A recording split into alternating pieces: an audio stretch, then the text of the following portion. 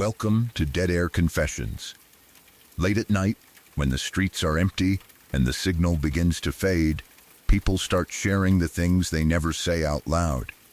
The strange call they received, the person they saw standing outside, the night they realized they were not alone. Tonight, you will hear stories from people who carried those memories for years. Before we go on air, leave a comment and tell me where you are listening from tonight. And if you enjoy true scary stories with a quiet, late-night feel, subscribe to Dead Air Confessions. Turn the volume down low. The line is open.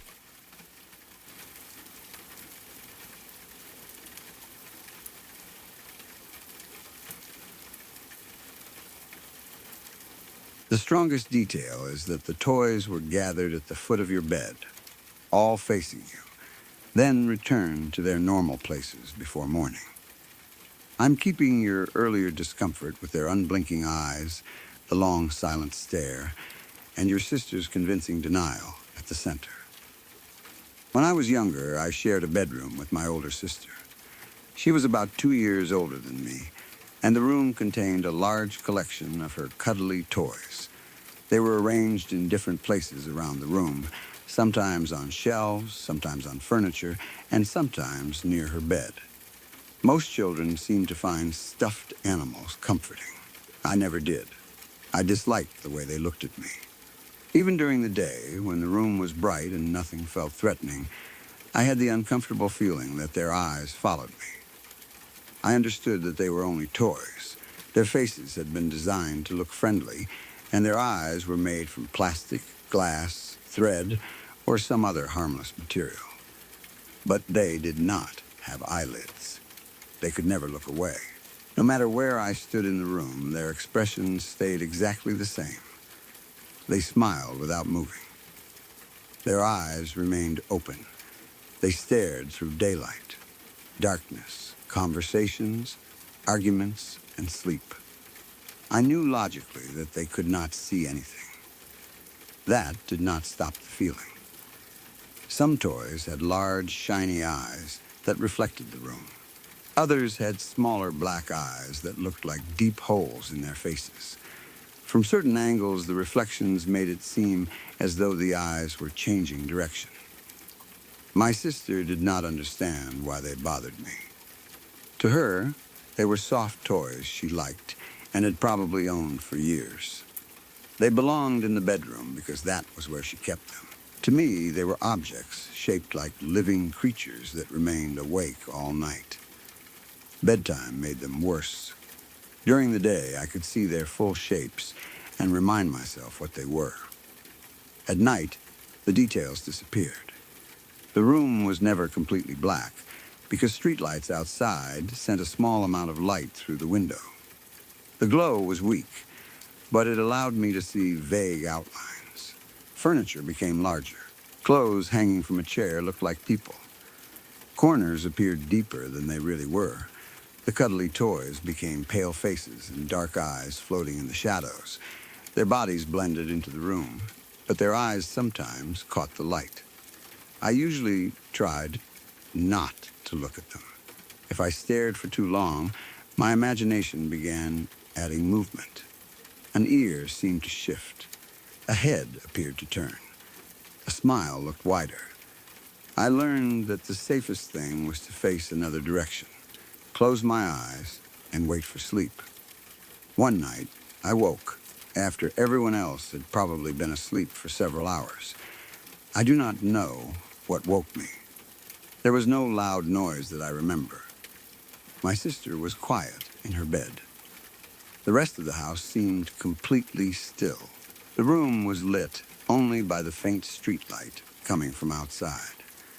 For a few seconds, I remained half asleep. Then I looked toward the foot of my bed. A group of my sister's cuddly toys was sitting there. They had been arranged together in front of me. Every one of them appeared to be facing my bed. Their eyes were pointed directly toward me. I froze. I knew immediately that they had not been there when I went to sleep. The exact arrangement of the room is less clear to me now, But I remember the certainty that those toys were not normally gathered at the foot of my bed. They belonged elsewhere.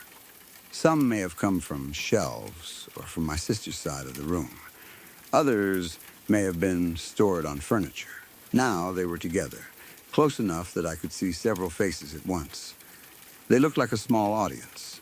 None of them moved. They did not need to. The fact that they were there was frightening enough. I stared at them. Their plastic eyes reflected the small amount of light in the room. Their expressions were fixed and cheerful, but in the darkness, those smiles no longer looked friendly. It felt as though they had been waiting for me to wake up. I did not call for my sister. I did not get out of bed. I did not reach toward the lamp or run to my parents. I was too scared to move. Part of me believed that if I moved suddenly, the toys might react. That sounds irrational now, but childhood fear follows its own rules. As long as I stayed still and watched them, I knew where they were. If I closed my eyes, they might move closer. If I turned my head, one could disappear. If I climbed out of bed, I would have to place my feet near them. So I remained beneath the blankets and stared. The toys stared back. I tried to identify them one by one. They were familiar. They belonged to my sister. I had seen them in daylight many times. But the darkness changed them. Their faces looked flatter and less natural. Their black eyes seemed deeper.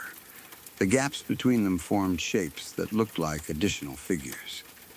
I searched for any sign that one of them was actually a person or animal. Perhaps my sister had placed them there as a joke. Maybe she was hiding behind them, waiting for me to react. But I could hear no suppressed laughter or movement. Her breathing seemed normal. If it was a prank, she gave no sign that she was awake. I considered waking her. I could have called her name quietly. But what if she did not answer? What if I looked toward her bed and found it empty? The thought entered my mind without permission. Perhaps the toys were there because my sister had gone somewhere. Maybe something had replaced her. That possibility made me keep my eyes on the foot of the bed.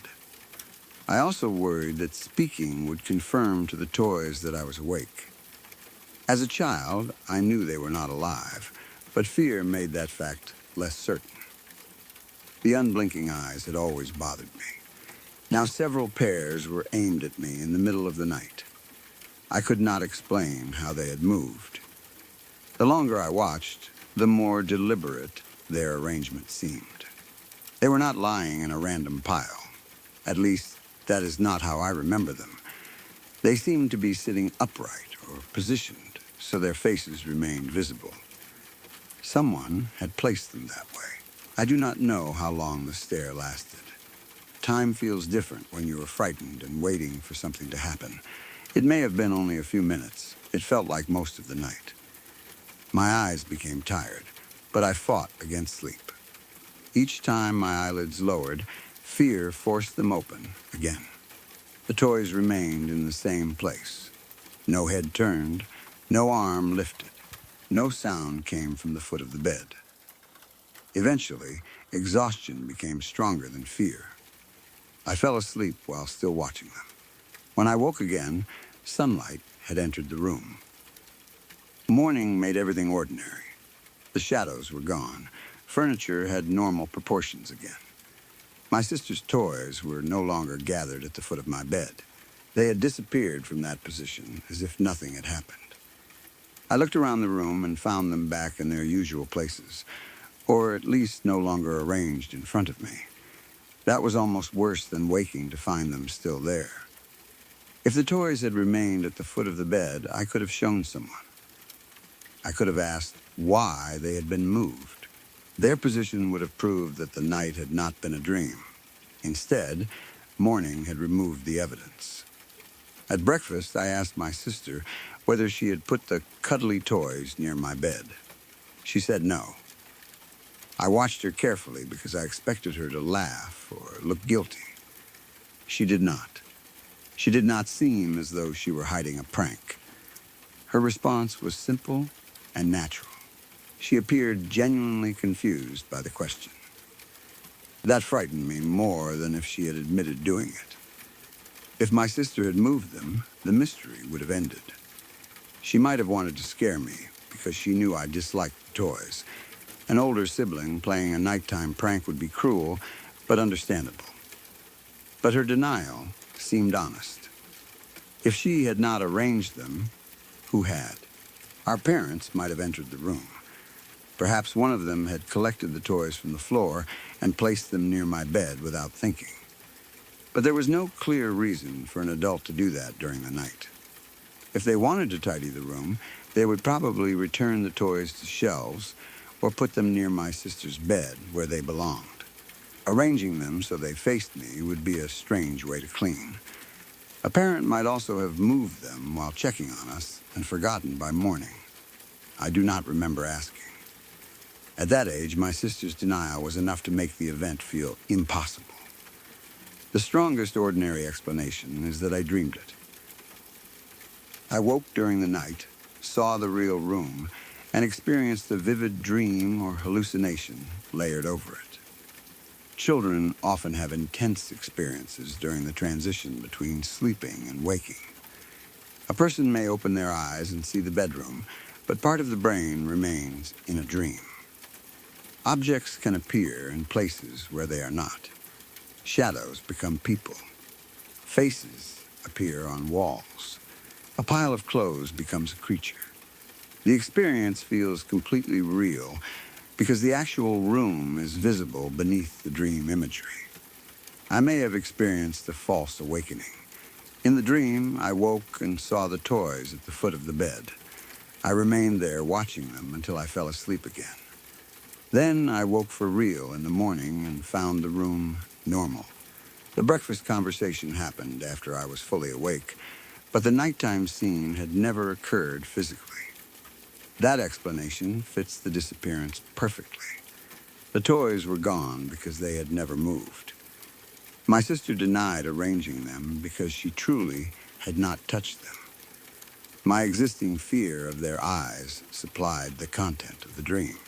The brain took the thing that already made me uncomfortable and created the most frightening arrangement possible.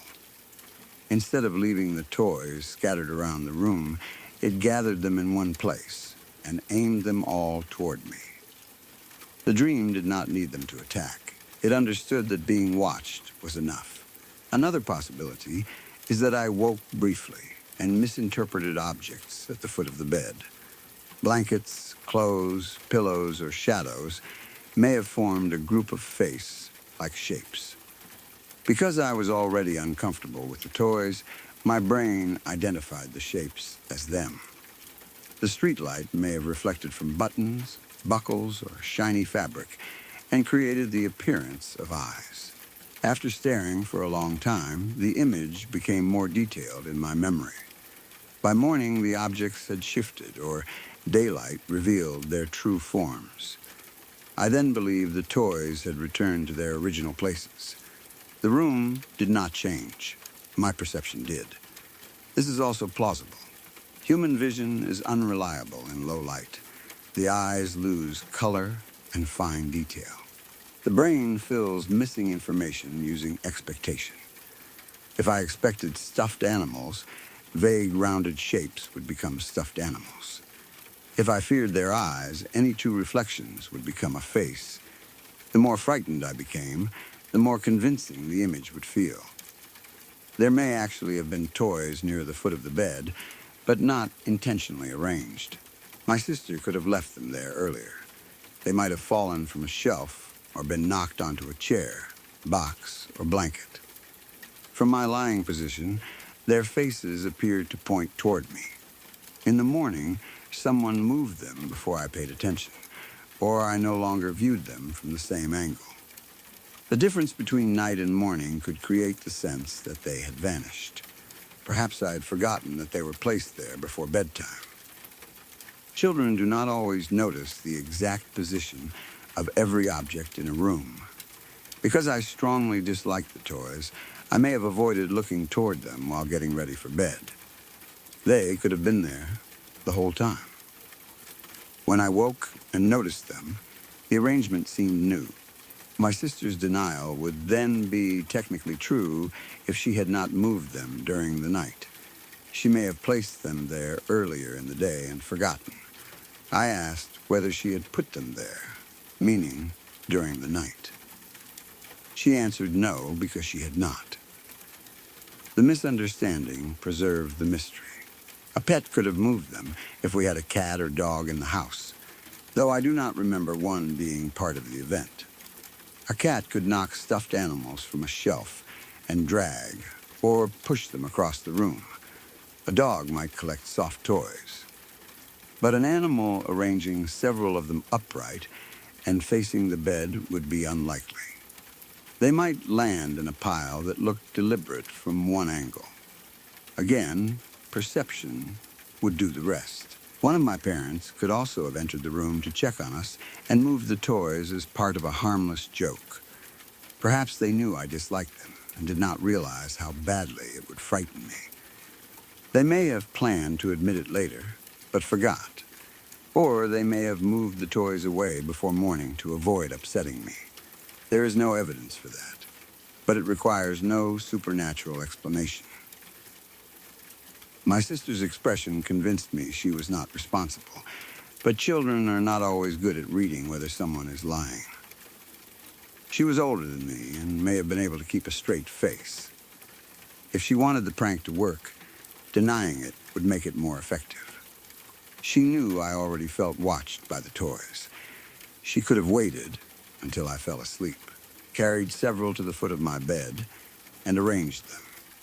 When I finally fell asleep again, she returned them to their normal places. In the morning, she denied everything. That is physically possible, and maybe the simplest explanation if she was the kind of sibling who enjoyed frightening me. But I remember her reaction as too natural. She did not appear amused. There was no smile she was trying to hide. She seemed genuinely unaware that anything had happened. Memory can make a person's expression seem more certain over time, but at that moment, I believed her completely. If she was responsible, she never admitted it later. The supernatural interpretation is that the toys moved on their own. Perhaps something in the room used them because it knew they already made me uneasy. The toys did not need to walk or speak. They only needed to be arranged where I would see them. Whatever moved them may have waited until everyone was asleep, placed them at the foot of my bed, and removed them before morning. The purpose would have been to frighten me while leaving no evidence for anyone else. This interpretation fits the emotional experience, but it raises more questions than it answers. Why use the toys? Why return them? Why did nothing similar happen again? Why did no one wake while several objects were being moved around the bedroom? Stuffed animals do not move by themselves, and there is no independent evidence that anything else entered the room. The event happened during sleep, which makes a dream or misperception far more likely.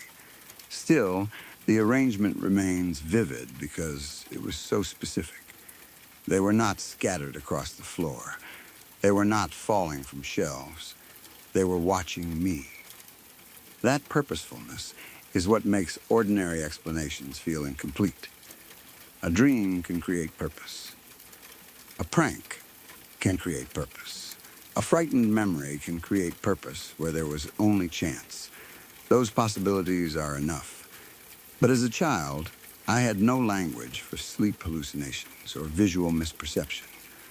I understood only that the toys had always made me uncomfortable, and that one night they seemed to gather around my bed.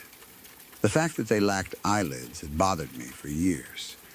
They could never sleep. They remained awake while the rest of the house rested. That night, it felt as though they had used that advantage. Everyone else was asleep. My sister did not wake. My parents were elsewhere in the house. I opened my eyes and discovered that the toys had moved closer. They were not attacking. They were observing. That was enough to keep me frozen. The experience affected the way I saw stuffed animals afterward. A cuddly toy is designed to be held close during sleep. For me, it became something that should never be positioned near a bed unless I placed it there myself. I distrusted their fixed expressions. A smile that cannot change no longer looked friendly. Eyes that never closed seemed patient. During the day, I could laugh at the fear. At night, I would check where every toy was before getting into bed. If one faced me, I turned it around. If several were grouped together, I separated them. I wanted to know that if something changed by morning, I would notice. The fear may have created a ritual of control. I could not prove what happened that night, but I could prevent the same arrangement from surprising me again. I think the most likely explanation is that I experienced a vivid false awakening or waking dream. My existing discomfort with the toys gave my sleeping brain exactly the image it needed. I saw the real bedroom in the weak streetlight, but the dream placed the toys at the foot of my bed. I stared at them inside the dream until I fell back into deeper sleep. In the morning, reality returned. My sister denied moving them because she had never done so. That explanation accounts for every part of the event. It is probably what happened. Another strong possibility is that the toys were already near the bed and looked more deliberately arranged in the darkness than they actually were. My sister may have placed them there earlier and forgotten. The changing angle and morning light made them appear to return to their usual places. Memory then simplified the event into a clear, impossible sequence. Toys present at night. Toys gone by morning. Sister denies everything. But when I remember the room, I do not see a vague pile of stuffed animals. I see faces. Several of them sit together at the foot of the bed, their bodies barely visible in the weak light. Their eyes catch the glow from the street. Every head appears tilted toward me. I remain completely still beneath the blanket.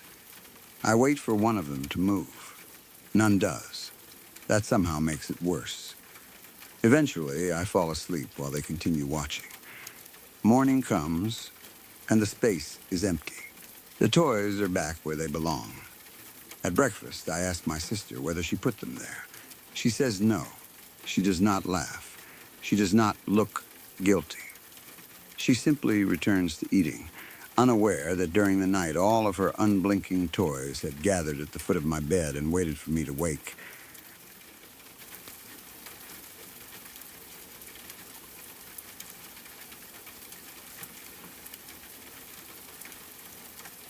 One night, I stayed alone at my mother's house while she was away. I had grown up in that house, and I slept in what had once been my bedroom. Even though I no longer lived there, the room was still familiar to me. I knew the shape of it in darkness, the position of the furniture, and the ordinary sounds the house made at night. There was a queen-size bed in the room, and that was where I slept. Being there alone did not initially bother me. I was only watching the house until my mother returned. The doors were locked, the windows were secure, and there was no reason to believe anyone else could enter. I went to bed normally. Sometime in the middle of the night, probably around 3 or 4 in the morning, I woke for no obvious reason. There was no alarm. I did not hear glass breaking, footsteps, or a door opening. One moment I was asleep, and the next I was awake. I had been lying on my side with my back toward the bedroom door. The room was completely dark. There was no lamp on, no television playing, and almost no light entering from outside. For reasons I still cannot explain, I rolled over. The moment I turned, I saw someone standing beside the bed. It looked like a man.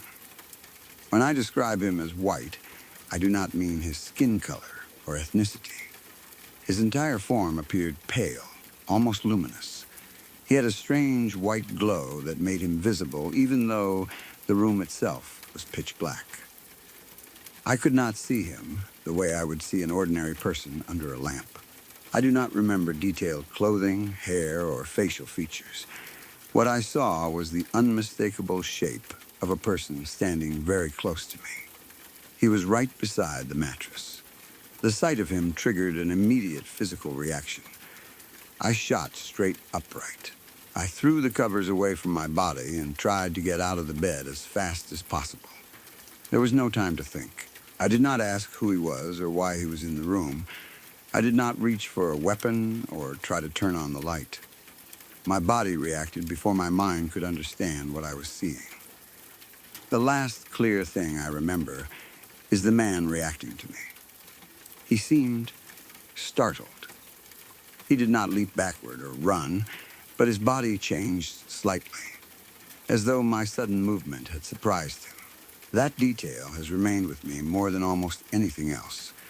The figure did not behave like a still image. It did not remain frozen like a shadow on the wall. It seemed to respond.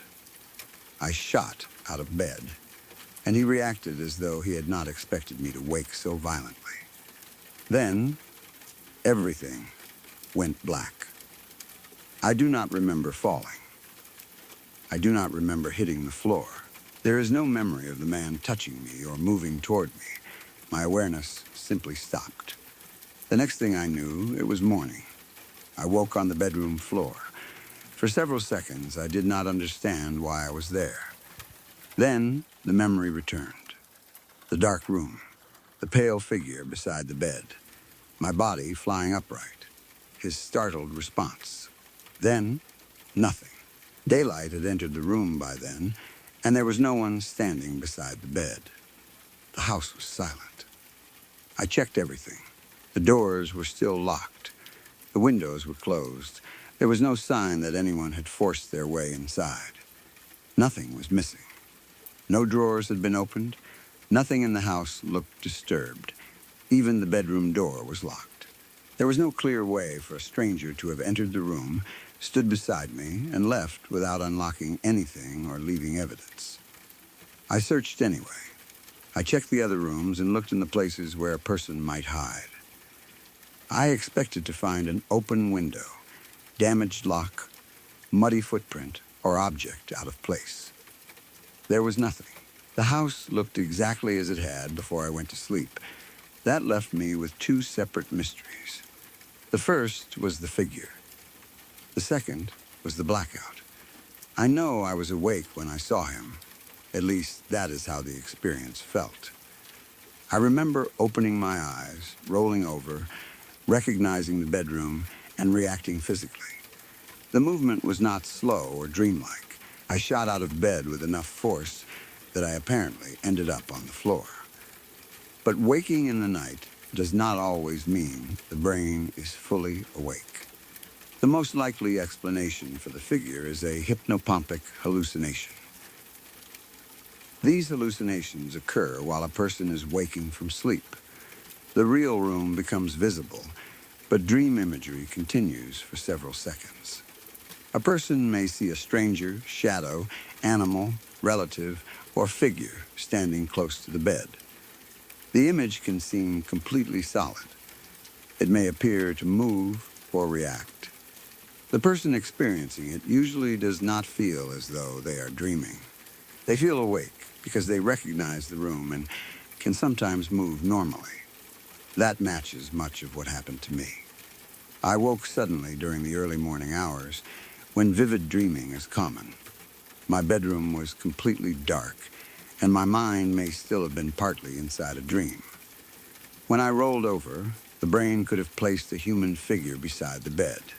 The pale glow may have come from the way dream imagery appeared against darkness. It could also have been influenced by a small amount of outside light that I did not consciously notice.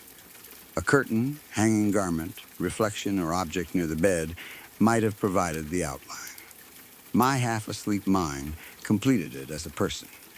The figure's startled response could also have been part of the hallucination. Dream characters often appear to react independently, even though the same brain creates both sides of the encounter. I moved suddenly, and my mind generated a matching response from the figure. That would make the scene feel interactive. It would appear that he had seen me.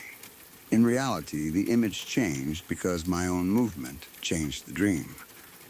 Another possibility is that the figure was caused by visual misperception rather than a true hallucination. The human brain is extremely sensitive to human shapes, especially in darkness.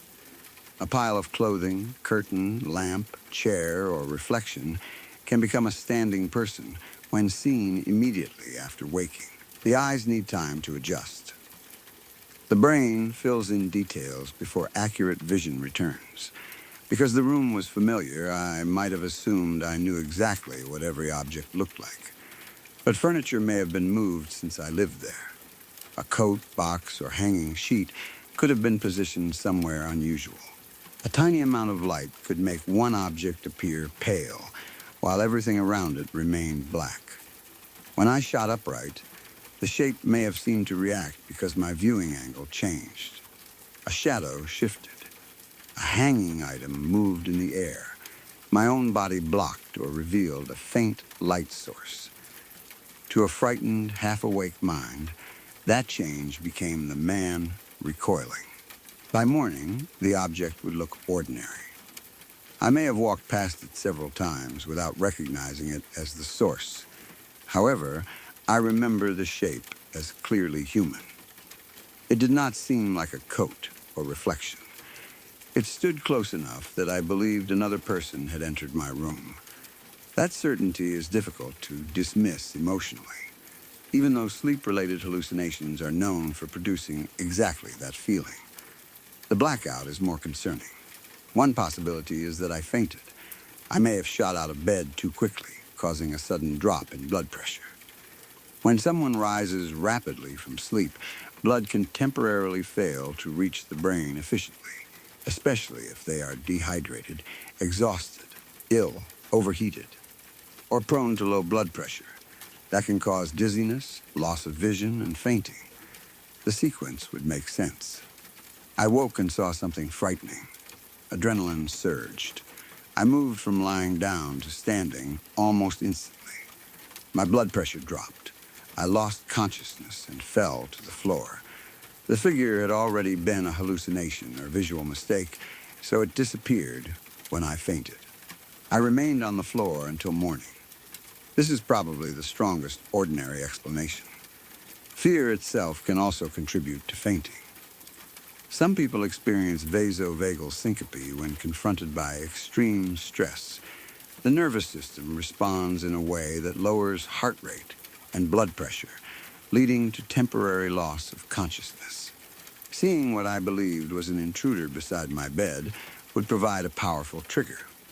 I may not remember dizziness because the loss of consciousness happened quickly. There may have been only a second between leaving the bed and blacking out. The man's apparent reaction would be the final image my brain stored before the fall. Another possibility is that I did not remain unconscious until morning. I may have fallen, awakened briefly, and returned to sleep on the floor without forming a memory.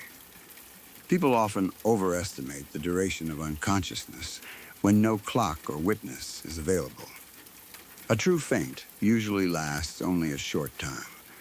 If I woke moments later while confused, exhausted, and still partly asleep, I might simply have remained on the floor and fallen asleep again.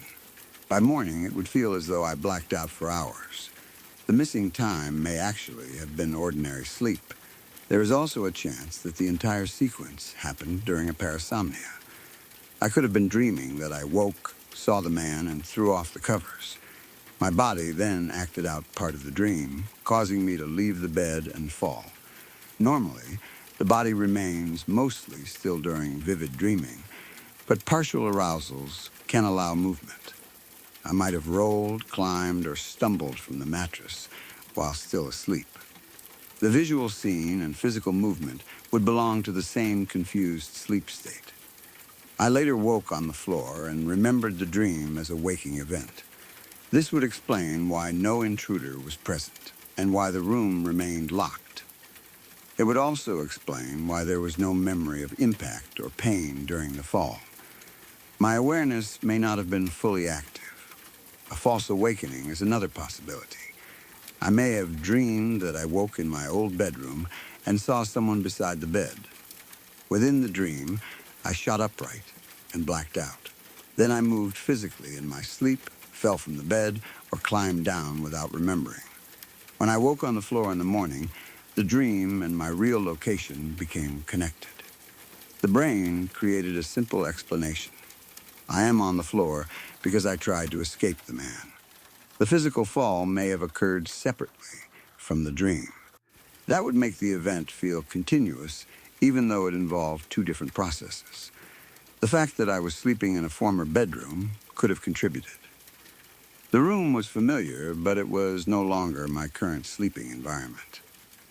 The furniture, sounds, temperature, and shadows may have changed since I lived there. My brain still carried an old mental map of the space. Sleeping in a familiar but different room can create confusion during nighttime awakenings. For a second, I may have expected the room to look the way it did years earlier. When it did not, the mismatch became a human presence. The house itself may have produced sounds or sensations that entered the dream. A refrigerator, heating system, settling wall, animal outside, or passing vehicle could wake me suddenly.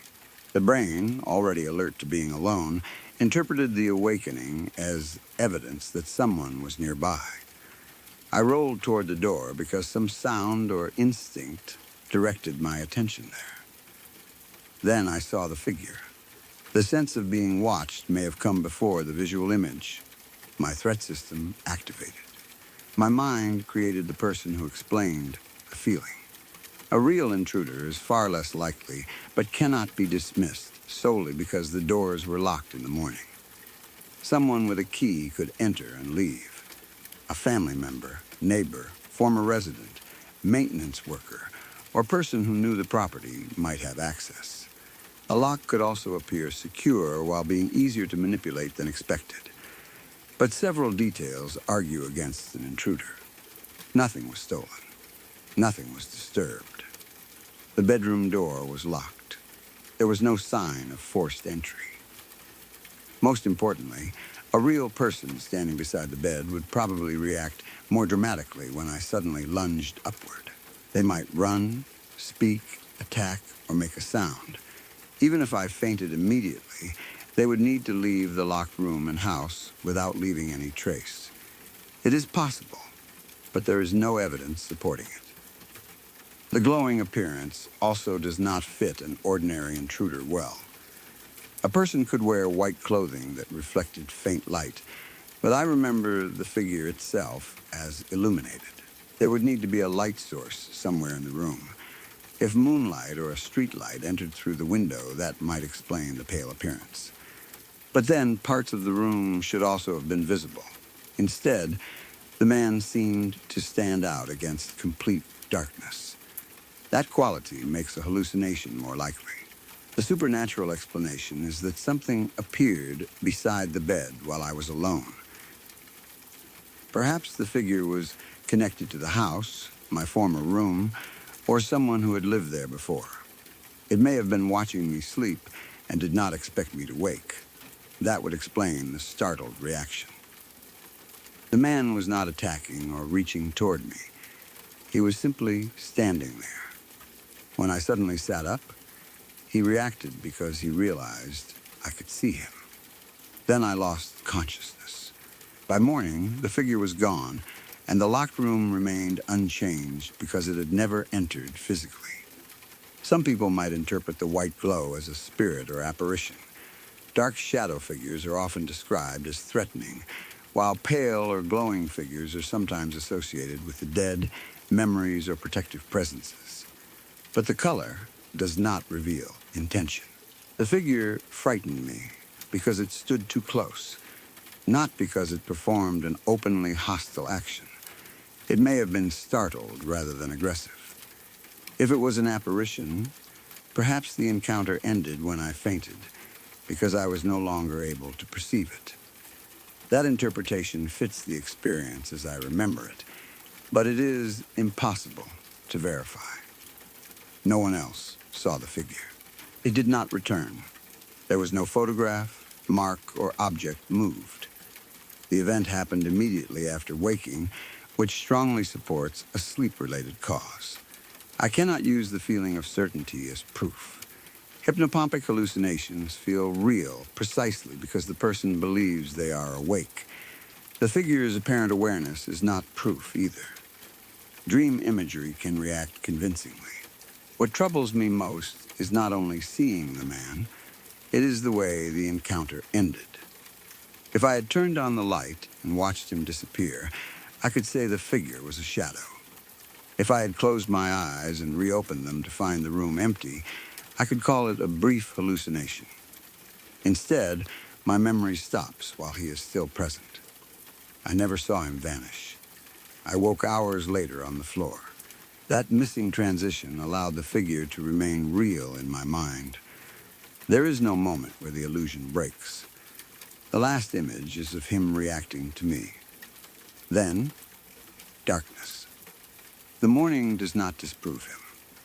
It only shows that he was no longer there. I also have to consider whether the blackout itself should have been taken more seriously. Unexplained loss of consciousness can have many causes, including blood pressure changes, dehydration, low blood sugar, heart rhythm problems, seizures, head injury, or other medical issues. One isolated event after jumping from bed may have a simple explanation, but repeated fainting, unexplained falls, confusion, injuries, or similar episodes would deserve medical attention. At the time, I was focused on the figure rather than my own body. The strange man felt like the mystery. But waking on the floor meant something physical had happened, even if the figure was not real. I may have hit my head or remained unconscious briefly. I was fortunate that the fall did not seriously injure me. The bed was large, and the surrounding furniture could have made the landing dangerous. The most reasonable reconstruction is that I woke suddenly during a vivid dream and experienced a hypnopompic hallucination.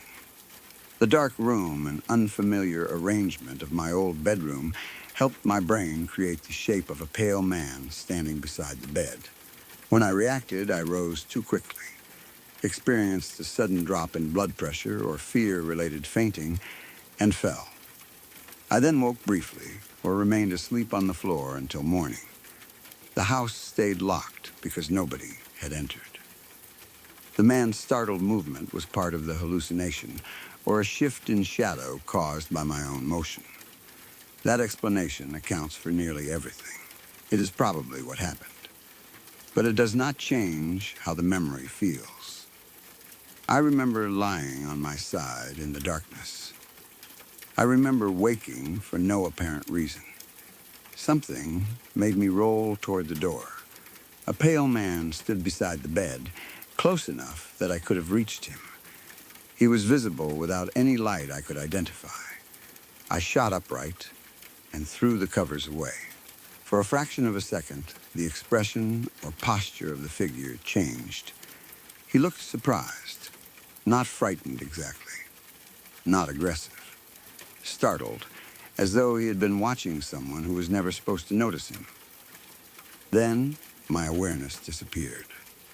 When I woke, sunlight filled the bedroom. I was on the floor. The door was locked. The windows were closed. Every entrance to the house was secure. Nothing had been stolen, moved, or damaged. There was no place for the man to hide, and no evidence that a living person had ever stood beside the bed. I understand the possible explanations. A waking dream, a shadow, a sudden faint, a fall, followed by more sleep. Those possibilities are far more likely than a glowing stranger appearing inside a locked room. Still, whenever I think about that night, I return to the last second before everything went black. The figure did not fade when I looked directly at him. He did not remain stiff, like an object I had mistaken for a person. He reacted. For one brief moment, it felt as though I had surprised him, just as much as he had surprised me. Then I woke on the floor. and whatever had been standing beside my bed had already found a way out of a room that was still locked from the inside.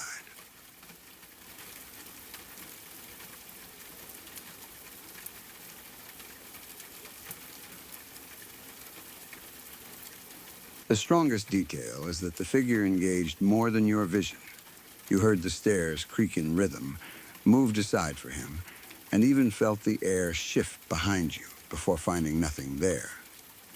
I'm keeping your mother's presence, the familiar school uniform, and the possibility that your brain completed an ordinary glimpse with several convincing false sensations at the center. This happened one morning while I was talking to my mother near the bottom of the stairs. At first, there was nothing about the moment that felt unusual. It was daytime, the house was awake, and I was not alone.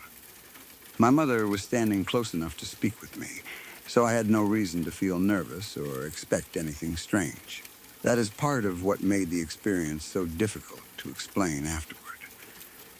If it had happened late at night, while I was tired and alone in a dark hallway, I could have blamed fear immediately. But it was morning, and I was focused on an ordinary conversation. While my mother was talking, I caught sight of someone near the staircase. I saw the figure only briefly at first, probably from the corner of my eye. It could easily have been a trick of the light, a moving shadow, or an object that happened to resemble a person for a second. That was my first thought later. At the time, however, the figure did not seem vague enough to require investigation. My brain identified it almost instantly.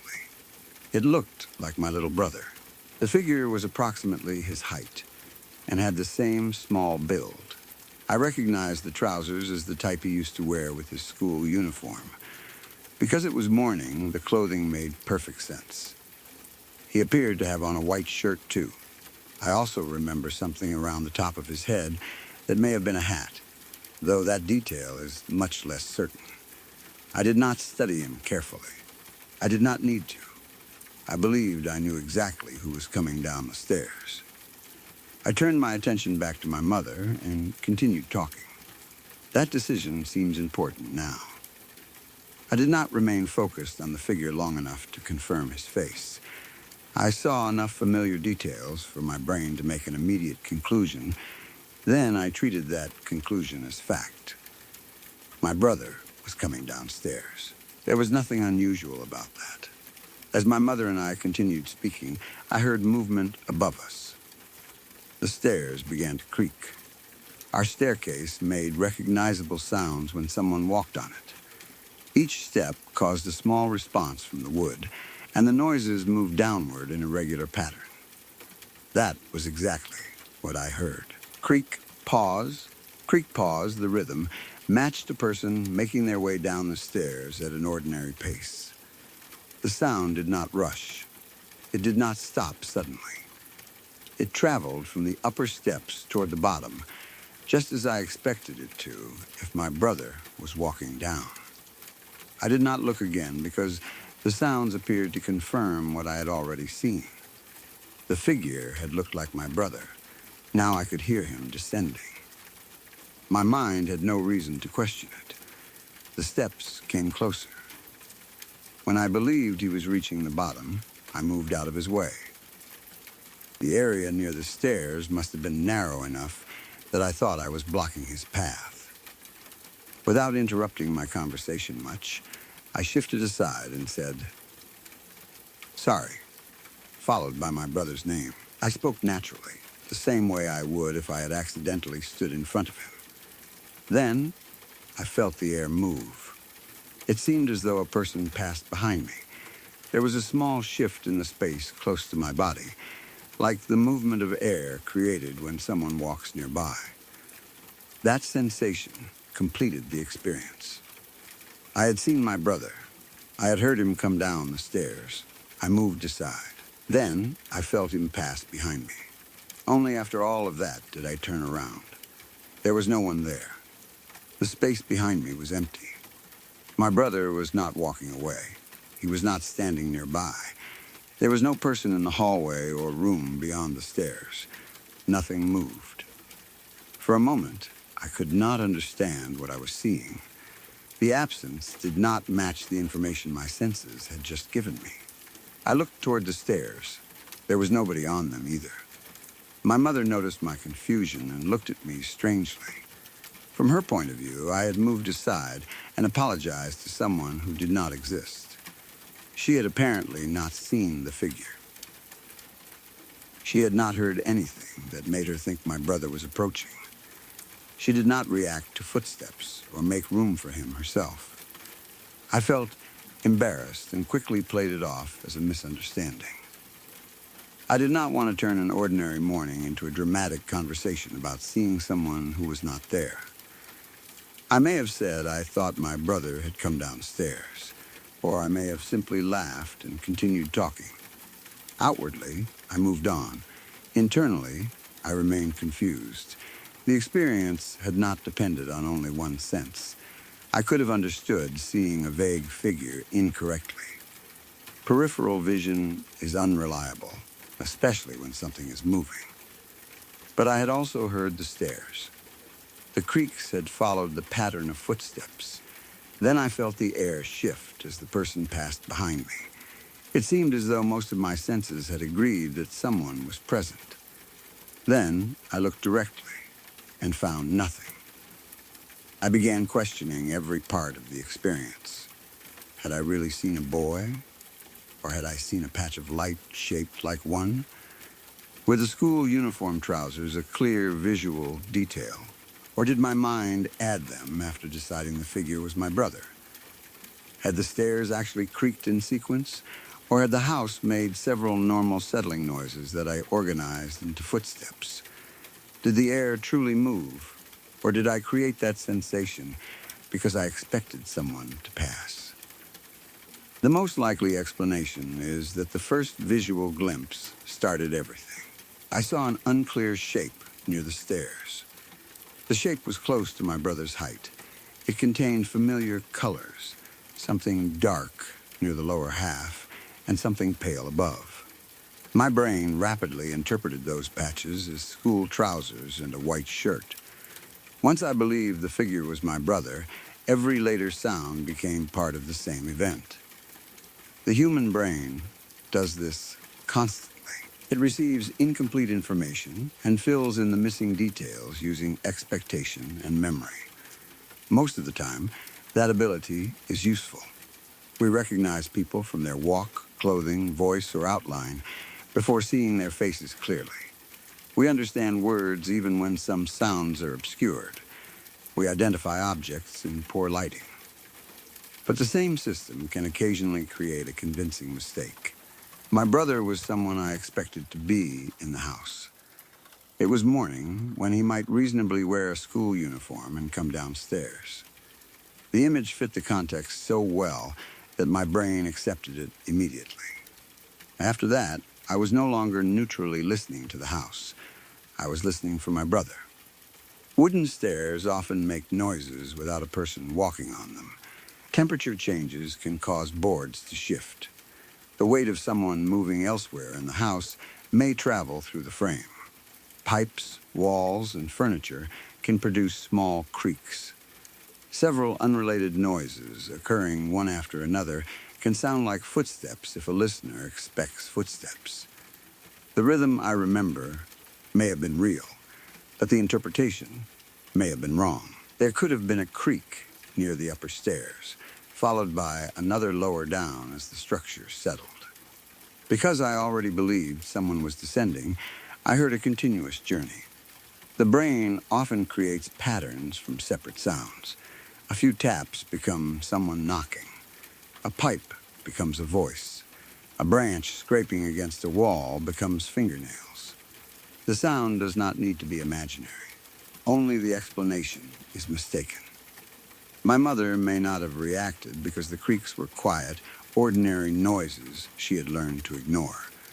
I noticed them because they supported what I believed I had seen. She remained focused on our conversation. The sensation of air moving may have been created in a similar way.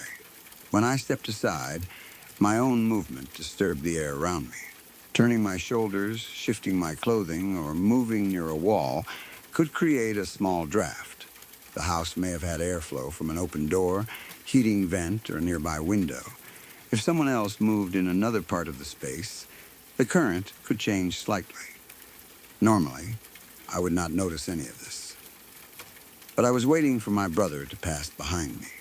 The moment I felt a faint movement against my skin or clothes, my brain labeled it as his body moving past.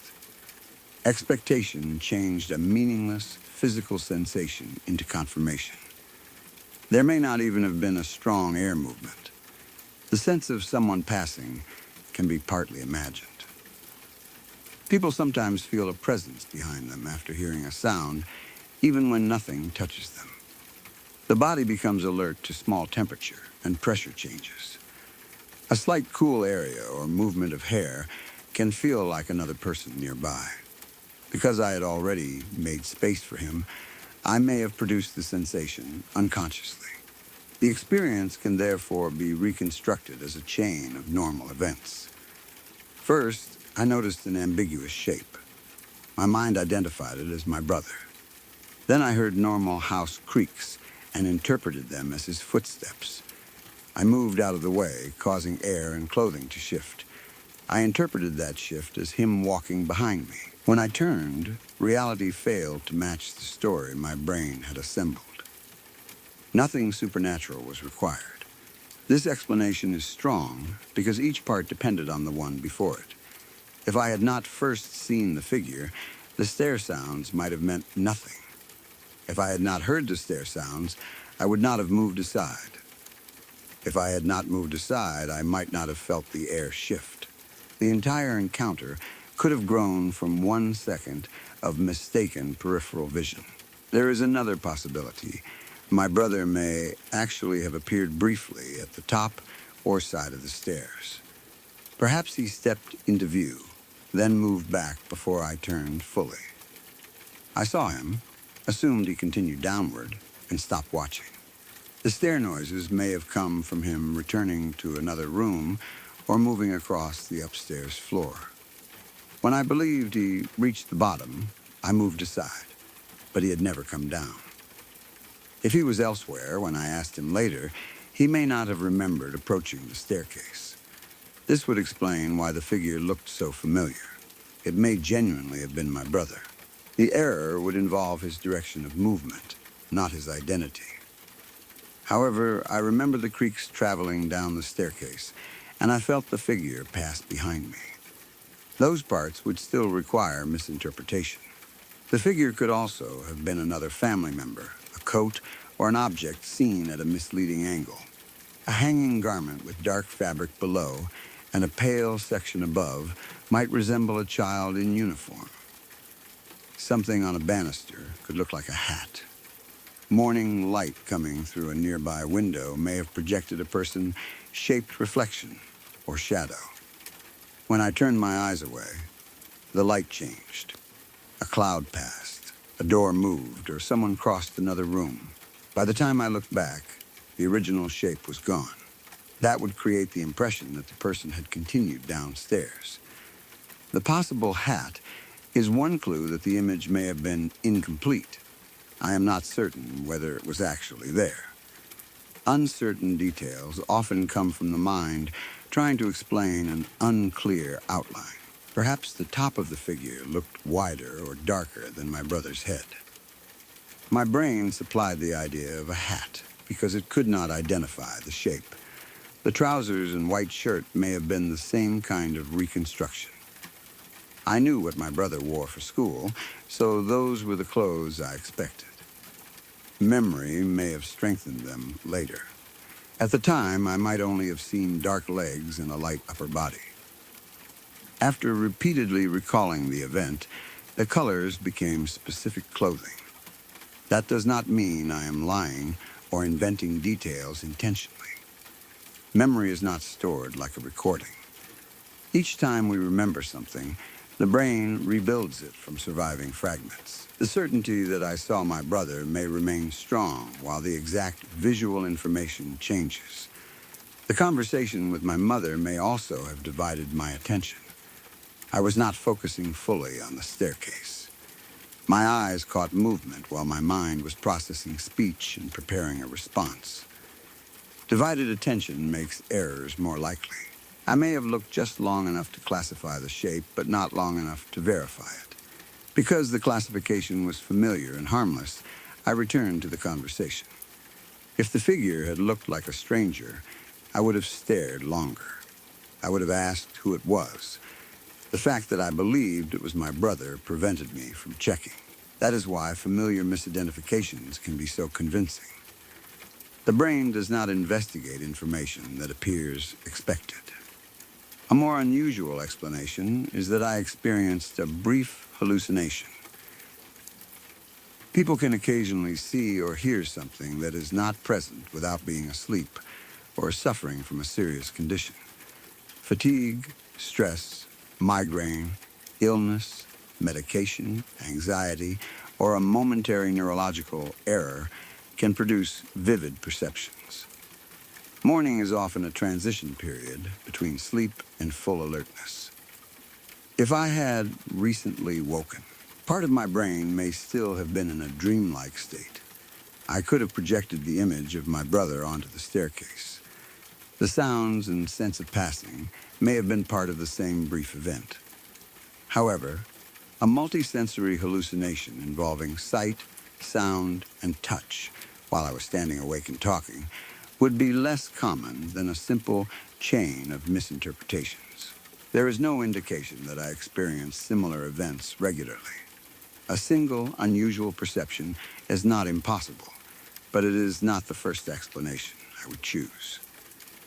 The supernatural interpretation is that I saw some kind of double or apparition imitating my brother. It wore familiar clothes, had his size and build, and moved through the house in the same way he would.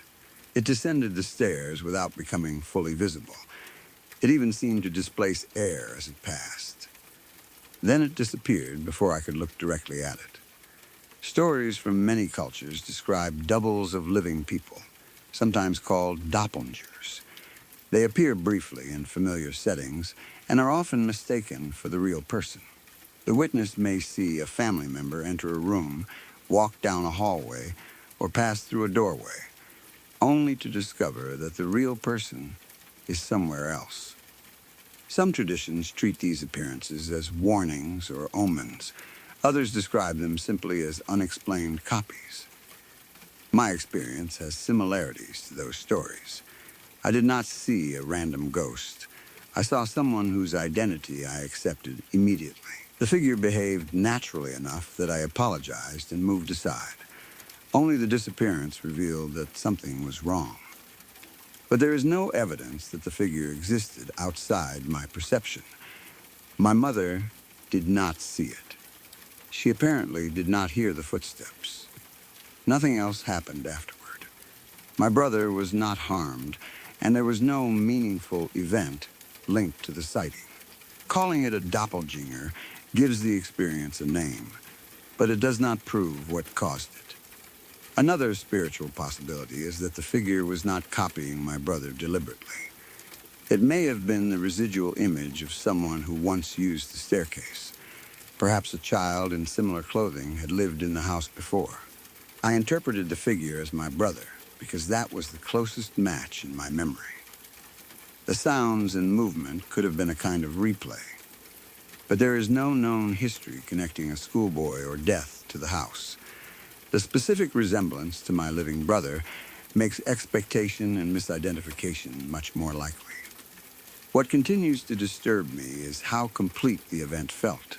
If I had only seen the figure, I could say it was peripheral vision.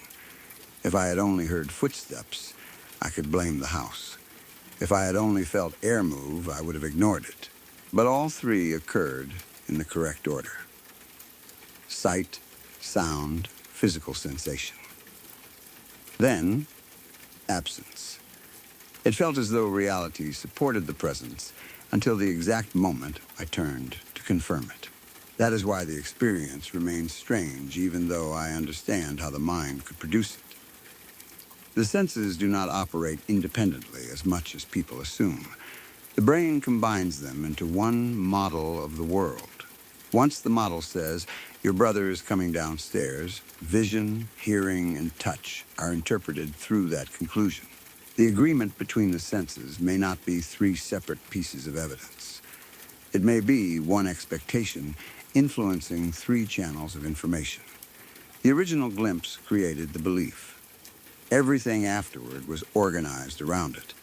In that sense, my brain may truly have filled in the blanks. It did not create every sound and sensation from nothing. It gave ordinary events one coherent identity. That ability is normally helpful. If I see a person and then hear footsteps, I do not need to reevaluate whether the sounds belong to them with every step. The brain links the information automatically. That morning, the automatic link may have been wrong. I sometimes wonder what my mother saw from her position. Perhaps there was a moving shadow behind me. Maybe she noticed the light shift, but paid no attention. When I moved aside and apologized to empty space, she realized I had made a mistake. Her expression may have been simple confusion rather than fear. She did not confirm the creaks because they were not noticeable to her. The entire event may have looked completely ordinary from the outside. That difference is unsettling. For me, a person walked down the stairs and passed behind my body. For her, I suddenly stepped aside and spoke to no one. Two people stood in the same room but experienced different realities for several seconds. The most reasonable explanation is a combination of peripheral misidentification, normal house sounds, and expectation. I saw a brief shape that matched my brother's usual morning appearance. Because I believed it was him, I interpreted the staircase creaks as his footsteps. I moved aside, and the resulting air movement or draft felt like him passing. When I turned, I discovered that the first assumption had been wrong. That explanation fits everything without requiring a ghost, double, or hallucination. It is probably what happened. Still, the memory does not feel like a simple mistake. I remember the figure's proportions, the dark school trousers, the white shirt, the uncertain shape near the head. I remember turning away because I was so sure it was my brother that I saw no reason to keep looking. Then the stairs began to speak beneath his weight. The creaks descended one at a time. They reached the bottom. I stepped aside and said his name. Something moved behind me. The air shifted close to my body. Then I looked. There was no one. Maybe the light created a boy for only a second. Maybe the house supplied the footsteps. Maybe my own movement supplied the final sensation. My brain could have taken those separate pieces and built someone who never existed. That is the explanation I can live with. But it still feels strange to remember how naturally I apologized. There was no fear until afterward. No warning that my senses were wrong. For several seconds, I was not wondering whether someone was there. I knew my little brother was coming downstairs. I saw him. I heard him. I felt him pass. And then I turned toward the place where he should have been and found that the only person who had noticed him was me.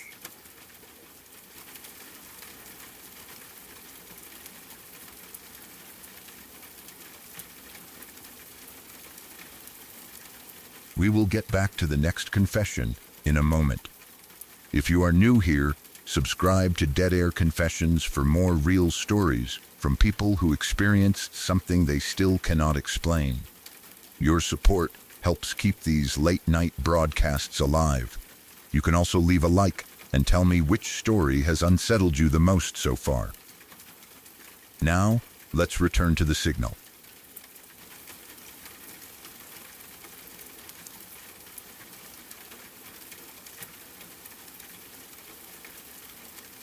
The strongest detail is that both experiences involve the same sensation of being touched. First by a tall doorway figure just before you vomited, Then years later, near the stairs before you fell through the Christmas decorations. I'm keeping the poor vision without glasses, the physical reactions, and the uncertainty between illness, imbalance, childhood fear, and something connected to your grandparents' house at the center. When I was around 8 or 9 years old, I spent the night at my grandparents' house because my parents were out of town. I had stayed there before, so the house itself was familiar. I knew where the bedrooms were, how the hallways looked, and the ordinary sounds the place made at night. Even so, sleeping somewhere other than home always felt slightly different when I was young.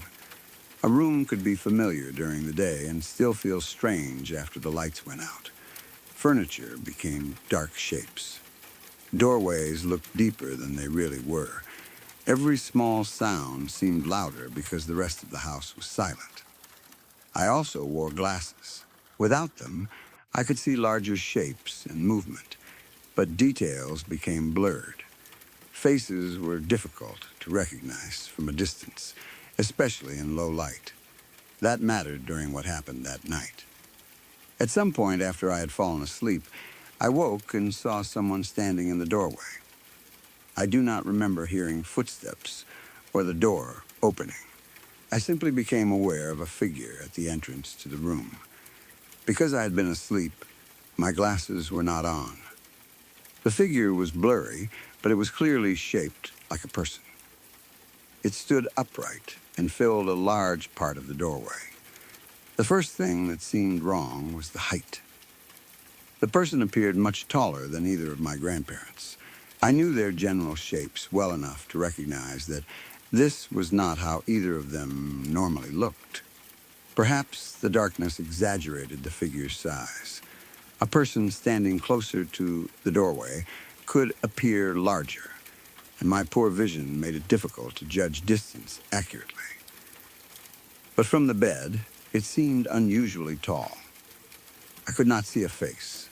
I could not identify clothing, hair, or any other detail that would tell me who it was. There was only the shape standing silently at the door. At first, I probably assumed one of my grandparents had come to check on me. That would have been the most natural explanation. Children sometimes wake at night confused and frightened. And adults often stand in the doorway before entering so they do not startle them. But the figure did not speak. It remained there long enough for me to become uncomfortable. I called out for my grandparents. I expected one of two things to happen.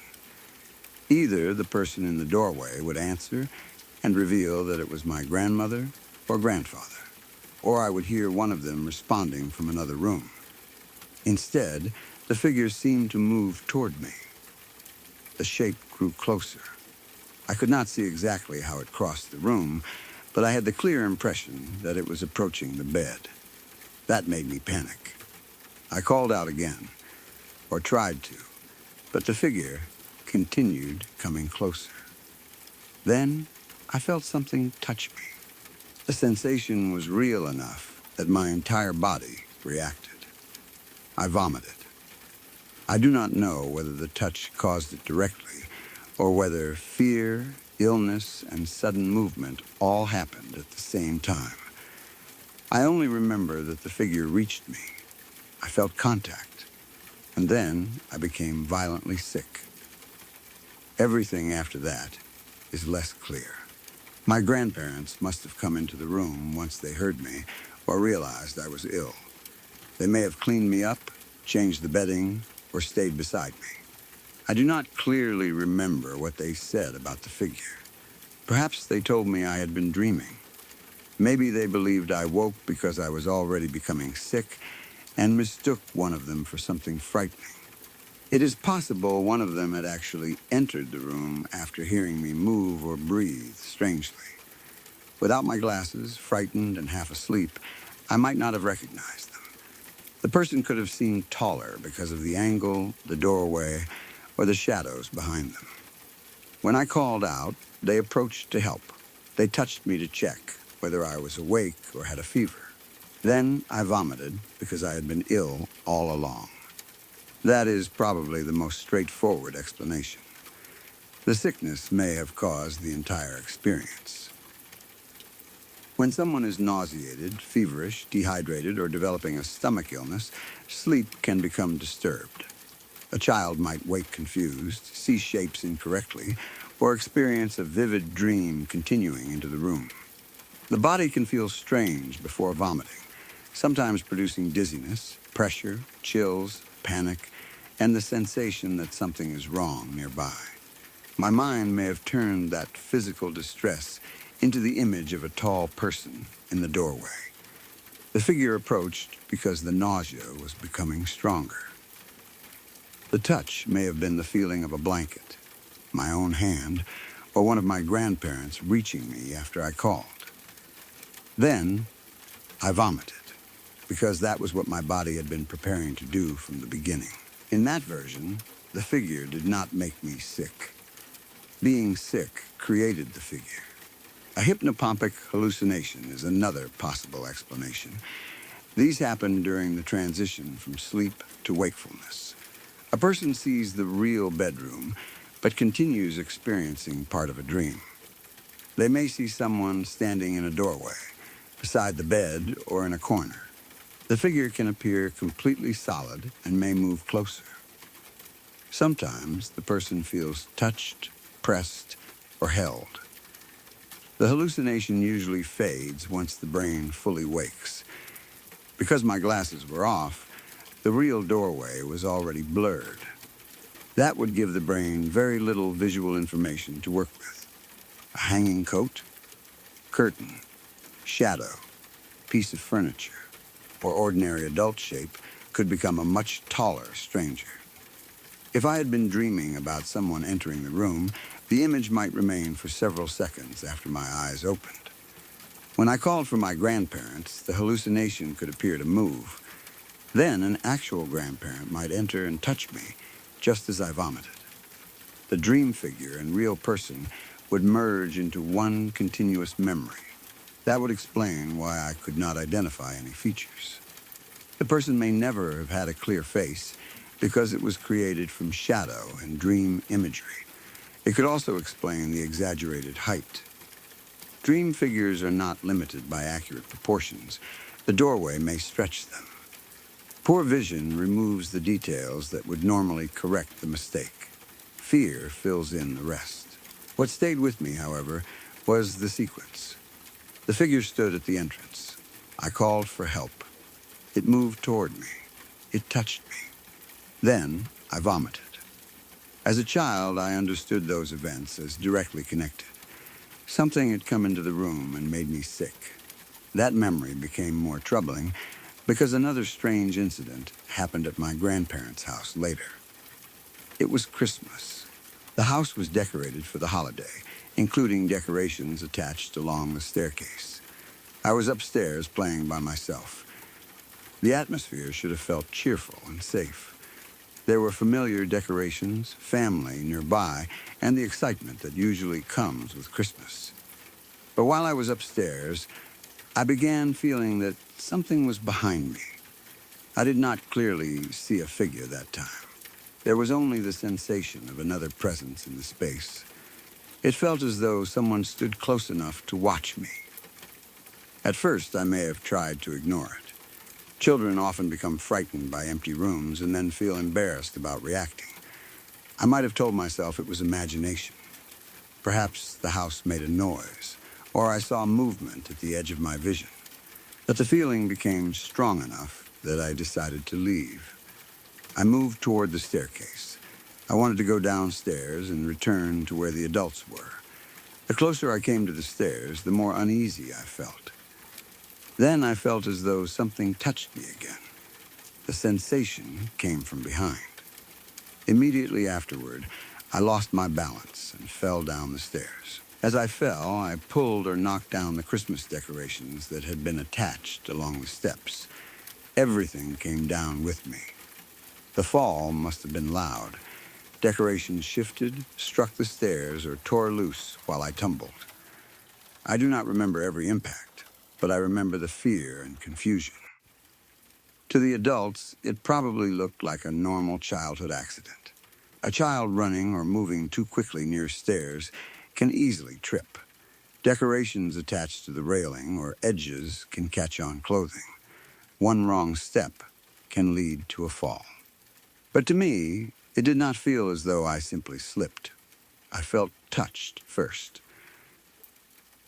Because of the earlier experience, the sensation immediately connected to the tall figure from the bedroom. Something had touched me there, and I became sick. Now, something touched me near the stairs, and I fell. The two events seemed like a pattern. Both happened at my grandparents' house. Both began with the sense of another presence. Both involved physical contact followed by a violent reaction from my body. That is why the incident stayed with me. The second event also has several ordinary explanations. I may have lost my balance naturally. Stairs are dangerous, especially for children who are distracted, frightened, or moving quickly. If I believed something was behind me, I probably hurried. Fear changes the way people move. The body becomes tense. Steps become less controlled. A person may turn their head while continuing forward, place a foot badly, or miss the edge of a stair. The sensation of being touched could have come from a decoration brushing against me. A piece of garland, ribbon, string, or another object may have contacted my back or clothing as I passed. Because I was already frightened, I interpreted the contact as a hand. Then, the same decoration may have caught on me and helped pull me off balance. As I fell, it dragged the rest of the decorations down. This is a very plausible explanation. The object that touched me may have been the same object that caused the fall. At the time, however, I experienced the contact before understanding that I was caught on anything. The brain often reconstructs accidents after they begin. A piece of fabric brushes the back. The person thinks someone touched them. Their body jerks. A foot slips. The fall happens. Afterward, the touch feels like a push because it came immediately before the loss of balance. Another possibility is that static electricity, clothing movement, or my own hair created the sensation. During winter, indoor air can become very dry. Clothes produce static. A small shock or sudden movement of fabric can feel like a fingertip against the skin. Christmas decorations also often contain metallic strands, tinsel, plastic, and wires that collect static electricity. Passing close to them could produce a quick touch or shock. My frightened reaction might have caused me to stumble. The house itself may also have had uneven stairs. Old steps can vary slightly in height or depth. Carpet can loosen. Wood can become slippery. If I was looking behind me instead of down, I could easily miss a step. The decorations then turned an ordinary fall into something dramatic. The sense of a presence may have come from hearing movement elsewhere. An adult or family member could have been in another room upstairs. A heating system might click behind the wall. A floorboard could creak. Sounds in houses do not always come from the direction we expect. A noise behind me could activate the feeling that someone was close. Once fear began, every physical sensation became evidence. The first experience may also have influenced the second before I consciously realized it. My grandparents' house had already become associated with the tall doorway figure. Even if I did not think about it constantly, the memory existed. Being upstairs alone might have made me more alert. A normal creak or shadow could awaken the old fear. The mind remembered. Something was here before. Then the feeling of being watched grew stronger. By the time I reached the stairs, I was prepared to interpret any contact as the same presence touching me again. This does not mean I invented the sensation. Something may truly have brushed against me. The question is whether it was a hand or an ordinary object. The supernatural explanation is that something in the house approached me on both occasions. The first time, It appeared as a very tall figure in the doorway. When I called for my grandparents, it came closer instead of leaving. It touched me, and my body reacted by vomiting. At Christmas, I sensed it behind me before reaching the stairs. It touched or pushed me, causing the fall. Perhaps it was connected to the house, the upstairs rooms, or my grandparents. Maybe it did not want me there. The repeated physical contact would suggest it was capable of more than simply appearing. That interpretation is frightening because the incidents seemed to become more dangerous. The first left me sick, but still in bed. The second sent me down a staircase. If something intentionally caused both events, I was fortunate not to be seriously injured. But there is no independent evidence that any presence existed. No one else saw the tall figure. No one witnessed a hand push me. The first experience happened immediately after waking, and while I was becoming sick. The second happened while I was frightened and moving near decorated stairs. Both situations contain strong, ordinary explanations. The similarity may come from how memory connected them rather than one external cause. It is also important that childhood memories can become more definite over time. At 8 or 9, I may not have clearly seen the figure move all the way across the room. Perhaps I woke, saw a tall blur in the doorway, called out, and then my grandfather approached. The memory could later combine the blur and the real adult. The touch may have been a comforting hand. The vomiting made the moment frightening, so the helper became part of the threat. During the Christmas incident, I may have caught myself on a decoration, felt it against my back, and fallen. Years later, the remembered contact became another unexplained touch. The central feelings remain accurate, even if the sequence changed slightly. I was frightened. I believed someone was near me. I felt physical contact. Then something happened to my body. Those emotional connections are powerful. The poor vision during the first event makes exact identification especially uncertain. Without glasses, a person in a robe, long coat, or loose nightclothes could look much taller than normal. Hair, a shadow, or the doorway frame might extend the outline. My grandmother or grandfather may have looked unfamiliar because I saw only a dark shape. When they moved toward me after I called, the approach felt threatening until they reached the bed. If I was already nauseated, their touch could coincide with vomiting. My memory might preserve their figure as unknown because I never clearly saw the face. I may also have been experiencing a fever. Fever can cause vivid dreams, confusion, visual distortions, and the sensation that objects or people are much larger than they really are. Some children experience changes in perceived size during illness. A normal adult can appear impossibly tall.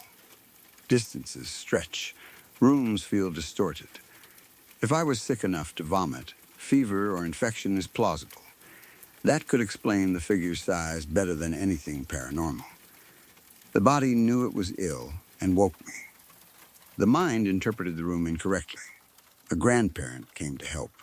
The event became a frightening memory because all of it happened at once. The second incident did not involve illness, but it may have been shaped by the earlier memory. Children learn fear through association. Once a house contains one terrifying experience, later uncertainty feels connected. The upstairs area may have reminded me of the bedroom. The sensation behind me may have activated the memory of the figure. I hurried towards safety, brushed against the decoration, and fell. The same emotional pattern created the impression of the same cause. That is probably the most reasonable reconstruction. Even so, the first figure's height remains vivid. I remember knowing it was taller than both of my grandparents. It stood in the doorway, as though it had been watching me sleep. When I called for the people I trusted, the shape did not disappear. It moved closer. That response is what made it feel wrong. If it were only a shadow, calling out should change nothing. If it were one of my grandparents, they should speak. Instead, it approached silently. But memories from sleep do not follow ordinary expectations. A dream figure often comes closer when noticed. A real grandparent may have spoken, but the words were lost beneath fear and illness. The silence may be a missing memory rather than something that truly happened. The vomiting also may have interrupted everything. Once the body becomes sick, attention collapses. I may not remember my grandparent identifying themselves because I was focused on nausea and panic. The Christmas fall may have had a similarly compressed memory. There may have been several seconds between feeling something and losing balance. I might have turned, stepped backward, caught a decoration, and then fallen. The memory reduces it to touch and impact because those are the strongest moments. That does not make the experience false. It means the explanation may exist inside details that did not survive. The most likely explanation is that the first incident was caused by illness and a sleep-related visual misperception. I woke nauseated and without my glasses. I saw one of my grandparents, a shadow or a dream figure in the doorway. When I called out, a real grandparent approached and touched me. I vomited because I was already sick. The second incident was probably an accident caused by fear, rushing, and decorations near the stairs. Something brushed against me. I reacted, and I lost my footing. Those explanations are ordinary, but they account for the physical reactions and the lack of further evidence. Still, I understand why the two events never felt completely separate. Both times, I was at my grandparents' house. Both times, I felt watched before anything happened. Both times, something seemed to touch me. The first time, I became sick. The second time, I fell. The house may have been completely innocent. My body, poor vision, and childhood fear may have created the pattern. But when I remember those nights, I do not begin with illness or loose decorations. I remember being 8 or 9 years old, waking in a dark room without my glasses. A figure much taller than either of my grandparents stands in the doorway. I call for them. The shape begins moving toward me. It reaches the bed. Something touches me. Then I vomit. Later, at Christmas, I am upstairs alone and feel someone standing behind me. I decide to leave. I reach the stairs. There is another touch. Then the steps disappear beneath my feet, and every decoration comes down with me. Maybe the first touch belonged to a grandparent trying to help. Maybe the second belonged to a piece of garland catching my clothes. Those explanations make sense. But in my memory, the contact feels the same both times. A brief pressure from something I cannot see clearly. Then my body reacts before I can understand what has reached me.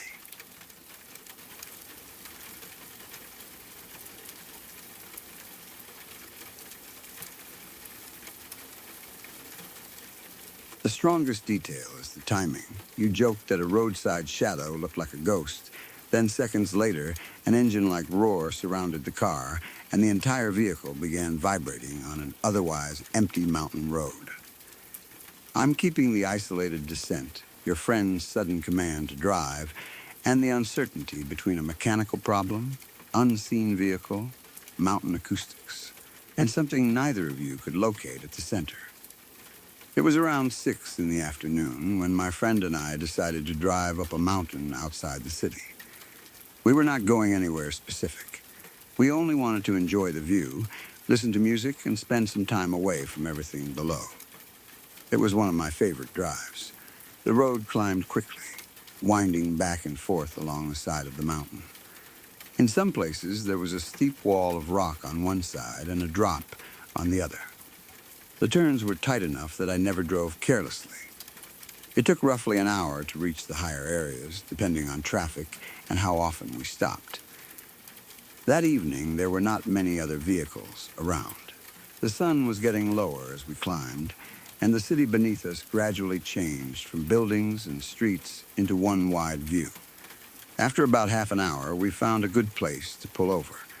From there, we could see the city beginning to light up. The sky still held some color, but darkness was already settling over the lower areas. Streetlights, homes, and buildings became small points of light in the distance. We parked and stayed there for a while. Music played through the car speakers. We talked, looked at the view, and enjoyed the quiet. Nothing strange happened while we were parked. There were no unusual people nearby, no animals watching from the trees, and no sounds that made us uncomfortable. It was simply a peaceful evening on the mountain. By the time it was almost 7, it had become noticeably darker. We decided it was time to leave. Driving down the mountain at night was not impossible, but it required attention. The curves were sharp, the road was narrow in places, and there were sections where one mistake could send a car off the edge. I started the car and began making my way down. The playlist continued in the background, and my friend sat beside me. As we followed one of the bends, I noticed a dark shape near the side of the mountain. It appeared in the corner ahead of us, close to the rock and partly hidden in shadow. For a moment, it looked vaguely like a person. Because the evening had been completely normal and I was in a joking mood, I pointed toward it and said something like, "That looks like a ghost." I only said it to frighten my friend. I did not seriously believe anyone or anything was standing there. As the car moved closer, the dark shape changed. The strange silhouette disappeared. And I realized I had been looking at an ordinary white traffic sign. It showed a speed limit of 25 miles per hour. The angle, darkness, and car headlights had made the sign and the surrounding shadow look briefly human. I laughed at the mistake. I was already traveling around 25 because of the curves. There was no reason to speed on that road. Between the darkness, the bends, and the drop beside us, driving too fast would have been dangerous. The whole thing should have ended there. A shadow looked like a person. I made a ghost joke. Then, the headlights revealed a sign. Not even 2 seconds later, we heard a loud noise outside the car. It was sudden enough that both of us stopped talking. The sound resembled someone revving a powerful engine. It rose loudly beside us, deep and mechanical, as though another vehicle had accelerated extremely close to the car. Under normal circumstances, an engine revving would not be unusual. We were on a road. Cars and motorcycles use mountain routes. Their engines can become loud while climbing steep slopes or accelerating through turns. The problem was that there were no other vehicles around us. I had not seen headlights behind us. There were no taillights ahead. No car passed in the opposite direction. The road appeared empty. I also could not determine where the sound came from. It did not seem clearly behind us or ahead. It felt as though it was directly outside the car, surrounding us. The mountain may have reflected the noise from another location, but in the moment it sounded close enough that I expected another vehicle to appear immediately. I checked the mirrors. Nothing. I looked through the windshield and toward the side of the road. Still nothing. The engine-like noise stopped. Then my car began to shake. It was not violent enough to throw us from our seats or make me lose control. It felt more like a vibration moving through the entire vehicle. The steering wheel, seats, floor, and body of the car seemed to tremble together. It was subtle compared with a collision, but far too strong to ignore. This was a relatively new car. I knew how it normally felt on rough roads, during acceleration, and while idling. I had never experienced anything like that before. The road did not appear damaged. We had not driven over gravel, a rumble strip, or a large object. The vibrations seemed to begin only after the strange revving sound ended. My friend turned toward me. Her expression had changed completely. She reached for the window control, and rolled her window up. Then, in the most serious voice I had ever heard from her, she said one word. Drive. There was no laughter in it. She did not ask what the noise was or suggest checking the car. She wanted us away from that part of the road immediately. Her fear affected me more than the sound itself. Until that moment, I had been trying to understand the problem as a driver. Maybe the engine was failing. Perhaps a tire had developed an issue. There could be something wrong beneath the car. But when my friend told me to drive, the situation stopped feeling mechanical and began feeling dangerous. I pressed the accelerator. The car moved faster down the mountain. I must have reached at least 50 miles per hour, possibly more. That was far above the posted limit and far too fast for many of the curves. I knew it was dangerous, but fear had taken control. I wanted distance between us and whatever had happened near that sign. The road was completely dark by then. The headlights illuminated only the section directly ahead, while everything beyond their reach disappeared into blackness. The mountain wall flashed past on one side. The edge of the road and the drop appeared on the other. There were stop signs along the route, but I barely slowed for them. I did not see another car. No headlights approached from below. No vehicle appeared behind us. It seemed as though we were the only people on the mountain. We completed the rest of the drive in what felt like 5 minutes. I do not know how we avoided an accident. One unexpected animal, car, sharp turn, or patch of loose gravel could have caused us to lose control. The fear that made me speed may have placed us in more danger than the original event ever did. At the time, however, slowing down felt impossible. I kept expecting the engine sound to return beside us. I imagined headlights appearing suddenly in the mirror. I thought the car might begin shaking again or lose power completely. But nothing else happened. The vibration stopped. The vehicle continued running normally. We reached the bottom of the mountain without seeing anything unusual. Once we returned to more populated roads, the city lights and other vehicles made the experience feel less immediate. There were people around again. Petrol stations, houses, traffic signals, and businesses created the ordinary world we had left behind when we climbed the mountain. I drove my friend home. Neither of us said much. After she got out of the car, we looked at each other for a few seconds. There was no need to ask whether she had heard and felt the same thing. Her reaction on the mountain had already confirmed it. She had heard the noise. She had felt the car shaking. She had been frightened enough to order me to drive. We did not laugh about it. We did not immediately create a supernatural story. We simply stared at each other, both aware that something had happened, and neither of us could explain it. The most likely explanation is that the noise came from another vehicle somewhere else on the mountain. Mountain roads can distort sound dramatically. Rock walls reflect noise. Valleys and curves can carry it from one section of road to another. A motorcycle or car may have been traveling above or below us on a different bend. Because the road curved repeatedly, another vehicle could be physically close while remaining completely hidden by rock, trees, or elevation. Its engine noise could reflect from the mountain and seem to come from directly beside our car. This happens more often than people realize. Sound does not always travel in a straight, easily identifiable line. Hard surfaces can bounce it in several directions. An engine on a road hundreds of feet away may sound as though it is immediately behind someone. The vehicle could have accelerated up a steep section, creating the loud revving noise, then moved behind the mountain before we saw its headlights.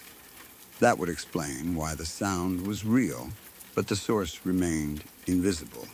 The car's vibration may have been caused by the sound itself. Very low-frequency engine noise can sometimes be felt through the body and vehicle rather than only heard. A powerful motorcycle, Modified car, truck, or heavy machine might create vibrations that travel through the road or air. If it was nearby on another section of the mountain, the rock and ground could transmit the vibration to us. The sound stopped, but the physical vibration may have continued briefly. This could make it feel as though our own car was shaking. Construction or industrial equipment might produce a similar effect. There may have been machinery operating somewhere beyond our view. A generator, truck, off-road vehicle, or equipment on private property could create an engine-like roar. Mountain terrain would hide both the machine and its lights. The timing after my ghost joke would then be pure coincidence. Another possibility is that the car itself produced the sound and vibration. A vehicle can make a sudden revving noise if the transmission changes gear unexpectedly. The engine speed increases, or the tires lose traction briefly. If I was driving downhill through a curve, the automatic transmission may have downshifted to control speed. That could raise the engine's revolutions and make the car sound as though someone had pressed the accelerator. The vibration afterward might come from the engine, transmission, exhaust system, or road surface. Because the sound seemed external, I assumed it belonged to another vehicle. But car noises are not always easy to locate from inside the cabin. A loose heat shield, exhaust component, tire, or underbody panel can vibrate suddenly and then stop. The car was new, but new vehicles can still develop temporary issues. A small stone or piece of debris might become caught beneath the vehicle. It could scrape, vibrate, or strike the undercarriage before falling free. If an object became trapped near a tire, it might produce noise and shaking for several seconds. Once it came loose, the car would return to normal. I did not stop afterward to inspect the tires or underside. We were too frightened. If there had been a simple mechanical cause, driving another mile may have removed the evidence. The road itself could have caused the vibration. Some mountain roads have rough patches, drainage grooves, repaired sections, or warning strips that are difficult to see at night. I may have driven across uneven pavement while focused on the engine sound. Because my attention was directed outside the car, I did not notice the change in road surface.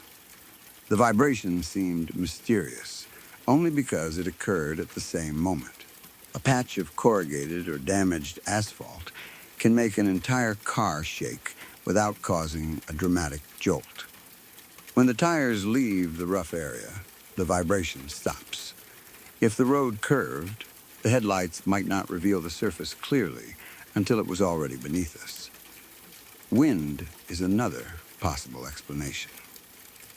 Mountain roads can experience sudden gusts, especially near exposed bends or gaps between slopes. A strong crosswind can shake a vehicle and create a roaring sound around the body. The noise may resemble an engine because air moves across the mirrors, windows, and panels. If a gust struck immediately after we passed the sign, the car could vibrate for a few seconds. My friend rolled up her window, which might suggest the window was open enough for wind noise to enter. A pressure change inside the cabin could also make the car feel strange. With one or more windows open, certain speeds create a powerful pulsing vibration called wind buffeting. The air pressure repeatedly changes inside the car, producing a deep, booming sound and making the cabin feel as though it is shaking. This can happen suddenly when speed, wind direction, or window position changes. If my friend's window was partly open, the sound and vibration may have been caused by buffeting. Rolling the window up would reduce it. In the fear of the moment, we may not have noticed that the shaking stopped because she closed the window. This is one of the strongest practical explanations. Wind buffeting can be surprisingly violent and difficult to identify if someone has never experienced it before. It can sound like an engine, helicopter, or pressure wave directly outside the vehicle. The entire cabin may pulse. Because I accelerated immediately afterward, the airflow changed again, making it difficult to reconstruct exactly what happened. An animal could have been nearby, though it would not explain everything well. A large animal running beside the car or moving through brush might make a low sound and cause us to think something was outside. But no normal animal would produce a sustained engine like rev. If something struck or brushed the vehicle, we should have heard a clearer impact or found damage. The car did not seem to have been touched. There is also a chance that another driver was nearby without using normal headlights. A motorcycle or off-road vehicle could travel on a dirt path beside the mountain road. It may have approached through darkness, revved its engine, and then turned away before becoming visible. Someone could even have been intentionally trying to frighten passing drivers. A hidden vehicle on private land might wait near the curve and accelerate when cars approached. The person would hear us, but remain concealed by the slope. However, there is no evidence of a prank, and the area appeared empty. The timing with my comment is what gave the event its eerie quality. I saw a shadow and joked that it looked like a ghost. The shadow turned out to be a normal speed limit sign. Reality had already corrected the frightening interpretation. Then, almost immediately, something happened that neither of us could explain. It felt like a response, as though the mountain had heard the joke and decided to provide something less easily dismissed. If the noise and shaking had happened 10 minutes later, I might have treated them as a car problem. Because they occurred seconds after the word ghost, the moment seemed connected. Human beings are extremely sensitive to timing. When one unusual event follows another, the brain assumes a relationship even when none exists. The sign, joke, noise, and vibration became one sequence, but each part may have had a separate ordinary cause. The sign looked strange because of darkness. I joked because I noticed it. A vehicle on another bend revved its engine. Our open window created buffeting. The events overlapped by chance. That is more likely than the joke summoning or attracting anything. The isolated setting amplified everything. On a busy city road, an unexplained engine sound would barely register. We would assume it came from another car. If the vehicle shook, I might pull into a petrol station and inspect it. There would be streetlights, people, and places to stop safely. On a dark mountain, every uncertainty becomes threatening. There are few escape routes. Mobile service may be unreliable. A breakdown can leave someone stranded far from help. The darkness beyond the headlights feels complete. The mind understands that one wrong movement could lead to injury or death. That background danger turns a strange sound into an emergency. My friend's reaction also influenced me. Before she said anything, I might have slowed down or listened. Her serious command to drive told me that she believed something was wrong outside the car. Fear spreads quickly between people. One person's expression can confirm another person's interpretation. I saw her roll up the window and heard the urgency in her voice. That became evidence that the threat was external. She was not thinking about transmission problems or road texture. She wanted a barrier between herself and whatever was outside. Once I saw that, I reacted the same way. We may have frightened each other into believing the event was more dangerous than it was. That does not mean we imagined the sound or vibration. Both were probably real. Our interpretation and response were shaped by each other. The supernatural explanation is that something on the mountain approached or surrounded the vehicle after I joked about seeing a ghost. Perhaps the original shadow was not only the sign, or something stood near it and disappeared as we approached. The engine, like noise, could have been a warning, growl, or sound produced by something imitating a vehicle. The vibration may have been physical pressure against the car or an effect of the presence moving around us. When my friend rolled up the window, she may have sensed the same thing I did without understanding it. We escaped before it revealed itself. Some people believe mountains, forests, and isolated roads contain spirits or other presences. A careless joke might be interpreted as an invitation or insult. The event's timing would then matter. I called something a ghost. Something answered from outside the car, but there was no figure, voice, or physical mark. Nothing followed us after we reached the city. The car behaved normally afterward. The experience does not require a supernatural cause, and the environmental conditions provide several good alternatives. I think the most likely explanation is a combination of mountain acoustics and airflow. A car, motorcycle, or machine on another section of the road produced the revving sound. The rock walls made it seem close and directionless. At nearly the same moment, the partly open window and changing wind created pressure buffeting that made the car vibrate. My friend rolled up the window instinctively, and the sensation ended. Because we had just made the ghost joke and were alone in darkness, we interpreted the two events as one threatening presence. That explanation is reasonable. A temporary mechanical or road surface issue is another strong possibility. What frightened us was not that any one part was impossible. It was the way everything came together.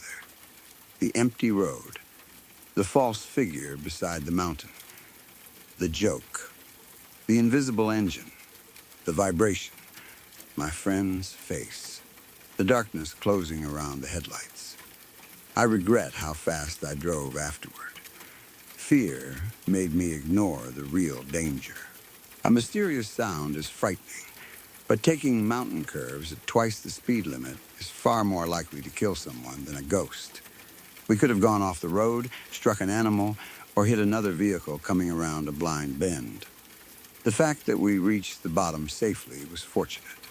If something similar happened now, I would try to remain calm. I would close the windows, slow down, check the dashboard for warning lights, and look for a safe place to pull over. I would not stop on an exposed blind curve, but I also would not race through stop signs.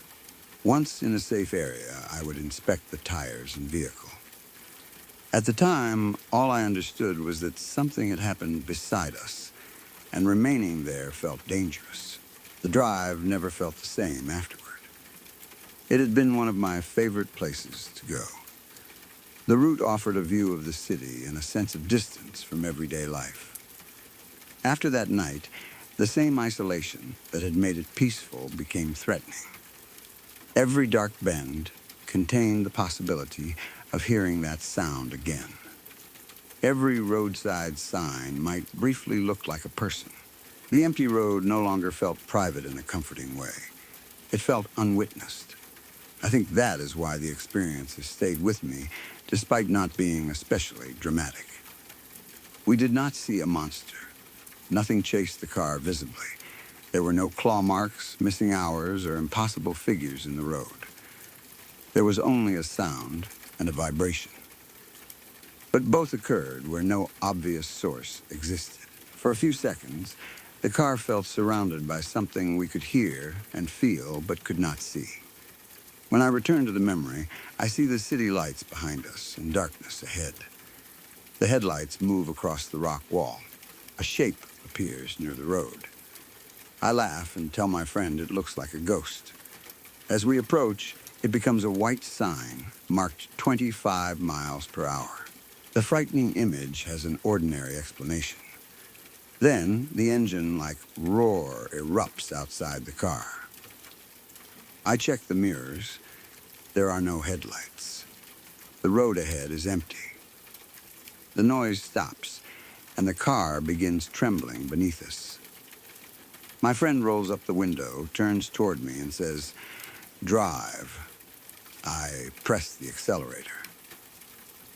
The mountain road disappears beneath us far too quickly. We fly through the darkness, both waiting for something to appear behind the car. Nothing does. Maybe there was a motorcycle on a higher bend. Maybe wind entered through the window at the wrong angle. Maybe the transmission shifted, or the tires crossed a rough section of road. Those answers make more sense than anything paranormal, but I still cannot place the sound. I cannot explain why it seemed to come from every side at once. And I cannot forget how the entire car started vibrating only seconds after I pointed toward the dark mountain and jokingly said that something there looked like a ghost.